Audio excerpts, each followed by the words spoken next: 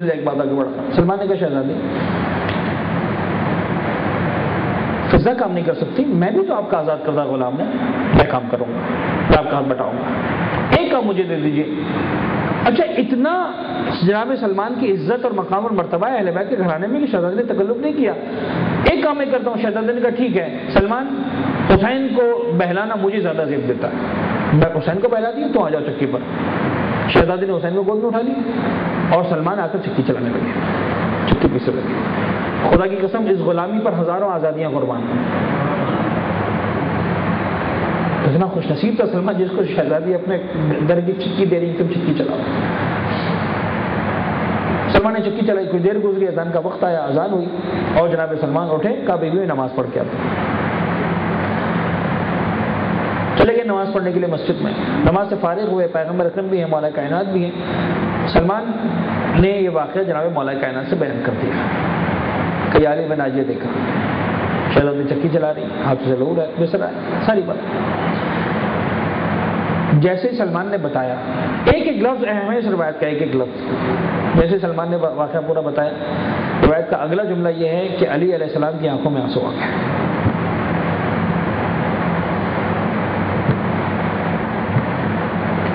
کیا انسیت ہے مولا کائنات کو اپنی شریک حیات شہزادی کونین سے, کیا انسیت, آنکھوں میں آنسو آ گئے.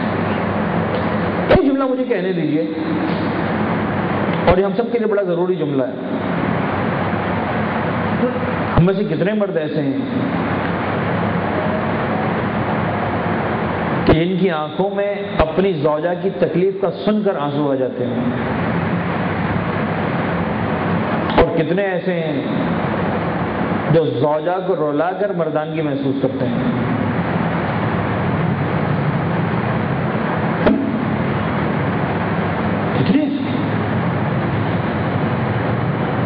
کیا بتلا رہا ہے مولا کائنات کا انداز. ٹھیک ہے مرد مرد ہے, اس سے کوئی غرض نہیں, کوئی حرج نہیں, بالکل صحیح بات ہے. کتنے مرد ایسے ہیں کہ زوجہ کی تکلیف کو سن کر آنکھوں میں آنسو آ جائیں. یہ ہے مولا کائنات کا انداز کہ بہرحال اپنی شریک حیات سے انسان کو اتنا مانوس تو ہونا چاہیے, اتنا اسے انسیت تو ہونی چاہیے, اتنا گہرا رشتہ تو ہونا چاہیے, اس کی تکلیف کو اپنی تکلیف محسوس کر سکیں. ٹھیک ہے مولا کائنات نے چکی نہیں چلائی, مجھے معلوم ہے, لیکن بے اختیار مولا کائنات اٹھ کے گھر میں تشریف لے کر آئے.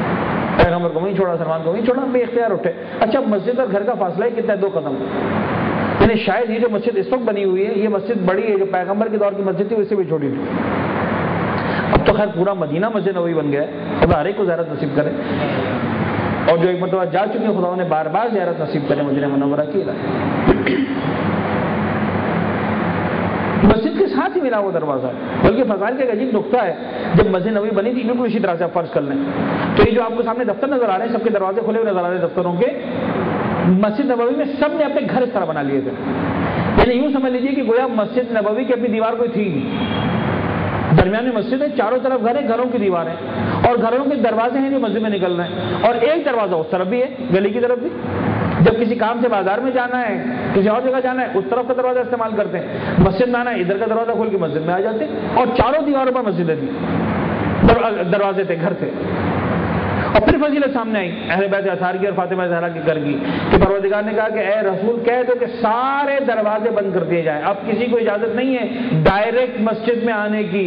جس کو بھی مسجد میں آنا ہے گلی والے دروازے سے نکلے اور گھوم کر مسجد کے مین گیٹ سے اندر میں آئے.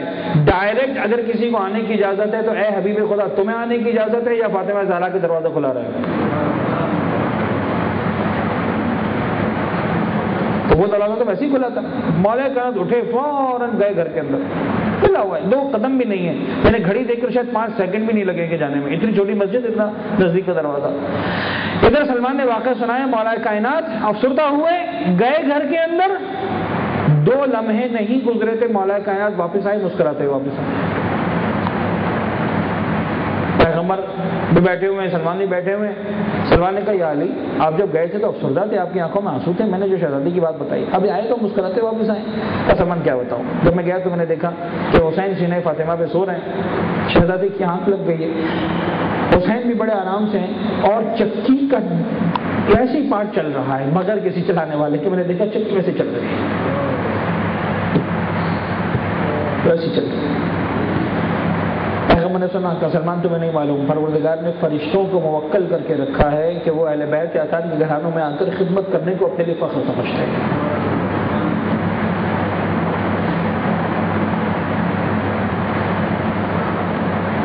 یہی تو دروازہ تھا فاطمہ زہرا کا۔ جب آیت تطہیر نازل ہوئی تھی کئی مہینوں تک صبح سویرے پیغمبر آتے تھے، دروازے پہ کھڑے ہو جاتے تھے، فرماتے تھے السلام علیکم یا اہل بیت النبوہ۔ تصور تو کریں کیا منظر ہوگا۔ روزانہ صبح شہزادی نماز کے لیے بیدار ہوتی ہیں، بچے بیدار ہیں، مولا بیدار ہیں، دروازے پر اللہ کا رسول آتا ہے، کچھ بھی نہیں کہتا، نہ دروازہ کھٹکھٹاتا ہے نہ گھر کے اندر آتا ہے، کھڑے رہ کر سلام کرتا ہے السلام علیکم یا اہل بیت النبوہ۔ شہزادی کی کانوں میں یہ آواز کیا رز گھولتی ہوگی۔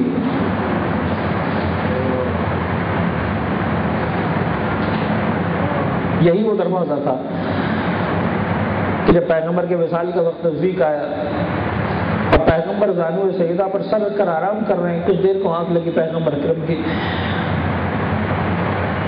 اور کسی آنے والے نے دھکل بات کیا، دروازہ کھٹکھٹایا۔ شہزادی اداس ہے، غمگین ہے، کہا کہ آنے والے تو کون ہے؟ کہا میں ابھی بھی خدا سے ملنا چاہتا ہوں، ضروری کہا۔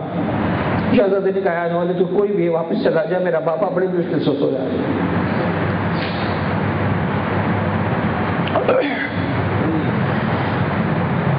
اس آنے والے نے کچھ بھی نہ کہا، کچھ دیر گزرنے کے بعد پھر دھکل بات کیا۔ شہزادی نے کہا کون؟ کہا مجھے بھی خدا سے ملنا ہے۔ شہزادی سمجھ گئی وہی ہے، آواز پہچان گئی تھی۔ کہا بھائی میں نے مجھ سے کہا نا میرا باپا بڑی مشکل سے سویا ہے، آنکھ لگی، ابھی چلا جا، بعد میں آ جانا۔ اسے کچھ نہیں کہا، کچھ دیر گزری، پھر ذرا زور سے دھکل بات کیا۔ روایت کا جملہ یہ کہ شہزادی کی آنکھوں میں آنسو آ گئے۔ مجھے نہیں پتا شہزادی کتنے نفیس مزاج کی مالک ہوں گی، کتنے نفیس مزاج کی کہ صرف دق الباب پر جس کی آنکھوں میں آنسو آ گئے، آنسو آئے اور آنسو چہرے اقدس سے پیغمبر اکرم پر گرے۔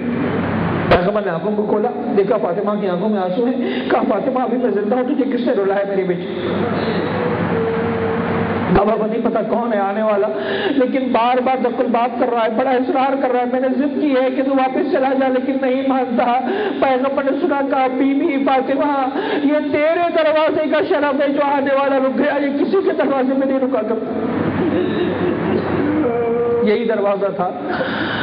ادھر پیغمبر کی آنکھیں بند ہوئی، چند دن نہ گزرے تھے کہ ایک مرتبہ پھر اس دروازے پر ایک واقعہ پیش آیا، عجیب واقعہ پیش آیا۔ کہا کہ علی کو باہر نکالو ورنہ ہم دروازے کو آگ لگا دیں گے۔ مجھے ایک جملہ کہنا ہے صاحب کا، عجیب جملہ یہ ایک تجزیہ ہے میرا، صرف سوال میرے ذہن میں ہے۔ جب شہزادی نے کہا کہ تمہیں معلوم ہے کہ اس دروازے کے پیچھے کون کون ہے، تو کیا آنے والے کو نہیں معلوم تھا کہ شہزادی کیا سوال کرنا چاہ رہی ہیں؟ میرا خیال ہے کہ شہزادی کو بڑا مان تھا اپنے آپ پر کہ جب آنے والوں کو پتہ چلے گا نا کہ فاطمہ بھی دروازے کے پیچھے موجود ہے تو اس دروازے کا احترام کر جائیں گے۔ بڑے مان سے شہزادی نے کہا تمہیں معلوم ہے کون ہے؟ رسول کی بیٹی فاطمہ بھی دروازے کی پشت پر موجود ہے۔ اب جواب آیا کہ کوئی بھی ہو، لکڑیاں لائی گئی، دھواں اڑتا ہوا نظر آیا اور اب جو دروازے کو زور سے دھکا دیا گیا، اب جو دروازے کو زور سے دھکا دیا گیا، ایک جملہ مجھے کہنے کی اجازت دیجیے سادات کرام سے معذرت کے ساتھ، یہ جدہ سادات در و دیوار کے درمیان گھس کر رہ گئی، میخ در پہلو میں بے بس ہو گئی۔ کائنات کا کوئی بھی اہل بیت کا ماننے والا جب کسی مصیبت میں گرفتار ہوتا ہے تو بے اختیار مولا کائنات کا نام زبان پر آتا ہے، یا علی مدد۔ میرا دل چاہتا ہے کہ شہزادی مشکل کا وقت آ گیا، ارے گھر میں مشکل کشا موجود ہے، یا علی مدد کہہ کر علی کو پکاریے، لیکن عجیب جملہ تاریخ نے لکھا، شہزادی نے علی کو نہ پکارا، بے اختیار کہا یا فضہ تو خدینی، اے فضہ مجھے سنبھال۔ وہ آ گیا، میرا محسن شہید ہو گیا، فاطمہ کو فضا کی ضرورت ہے۔ بس آخری جملہ میں نے ایک مرجع سے سنا تھا کہ ایک طرف فضا کو پکارا لیکن ایک اور جملہ کہا میری شہزادی نے، یا مہدی ادرکنی، اے میرے لال مہدی میری مدد کو آ، اس لیے کہ یہ ظلم جو فاطمہ پر ہوا اس وقت تک بدلہ مکمل نہ ہوگا جب تک پردہ غیب سے میرا آخری لال مہدی ظہور نہ کرے گا۔ فاطمہ پر ڈھائے گئے مظالم کا بدلہ بھی مہدی لیں گے، کربلا کی مصیبتوں کا انتقام۔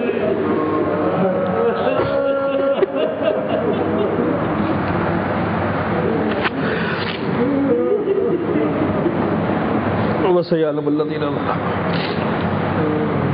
قال محمد ينقلب والے کے واسطے محمد والے محمد کا ہمارے اس خلیل توسل کرنی بارگاہ میں قبول فرما۔ پالنے والے غم محمد والے محمد کے سوا کوئی غم ہماری زندگی میں شامل نہ فرما۔ برناسوں کو رومال حضرت زہرا میں جگائے عنایت فرما۔ معبود محمد والے محمد کا واسطہ دنیا میں جہاں جہاں بھی اہل بیت اطہار کی چاہنے ماننے والے موجود ہیں اور صرف جرم تشیع میں مصائب و شدائد و تکالیف میں مبتلا، بالخصوص بحرین کے مومنین، پاکستان کے بعض علاقوں کے مومنین، پشاور وغیرہ کے اور تارا چنار وغیرہ کے، اور دنیا میں جہاں جہاں اہل بیت کے ماننے والوں پر سخت وقت عراق ہے اور مقامات ہے، محمد والے محمد کا واسطہ جہاں جہاں بھی اہل بیت کے ماننے والے ہیں ان سب کی جان مال عزت اور آبرو کی حفاظت فرما۔ ان کے دشمنان جو در حقیقت دشمنان اسلام بھی ہیں، دشمنان انسانیت بھی ہیں، اگر وہ قابل ہدایت نہیں ہے میرے معبود تو سب کو جہنم واصل فرما۔ جو بیمار ہے بیماری کربلا کے سطح میں، بالخصوص جو مورد نظر ہیں جن کے لیے بار بار دعائے صحت کی التماس کی گئی ہے، صحت کلی عنایت فرما۔ جو پریشان حال ان کی پریشانیوں کو دور فرما، جو بے اولاد ان کو اولاد صالحہ عنایت فرما، جو بے روزگار ہے، جو کم روزگار ہے، جو خدا نے خاص پر رزق حرام میں مبتلا ان سب کے رزق حلال طیب میں کثرت و برکت و وسعت عنایت فرما۔ معبود جو اہل بیت اطہار کی زندگی سے درس ہمیں لینا چاہیے، جو ان کی زندگی کا پرتو ہماری زندگی میں ہونا چاہیے، وہ کردار جو اہل بیت اطہار کا پسندیدہ کردار ہو، ویسا کردار اپنانے کی، ویسی شخصیت اپنانے کی، ویسا انداز اپنانے کی ہم سب کو توفیق عنایت فرما۔ پالنے والے ہماری خواتین کو جناب سیدہ کی سیرت و کردار اپنانے کی توفیق عنایت فرما، ہمارے مردوں کو مولا کائنات کا انداز اپنانے کی توفیق عنایت فرما۔ قلب مقدس امام زمانہ کو ہم سب سے راضی و خوشنود فرما، ہمارے گنہگار آنکھوں کو مولا کے دیدار سے منور فرما۔ امام کے سچے شیعوں میں، سچے انتظار کرنے والوں میں، سچے محبت کرنے والوں میں ہم سب کا نام شامل فرما۔ اپنی آخری حجت امام اسرف الزمان کے ظہور میں تعجیل فرما۔ ربنا تقبل منا انك انت السميع العليم وتب علينا انك انت التواب الرحيم۔ اللهم كن لوليك الحجة ابن الحسن صلواتك عليه وعلى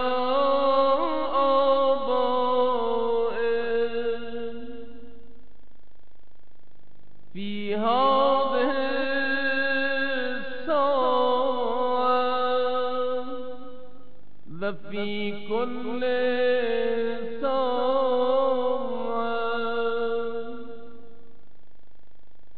وليا حافظا قائدا وناصرا ودليلا وعينا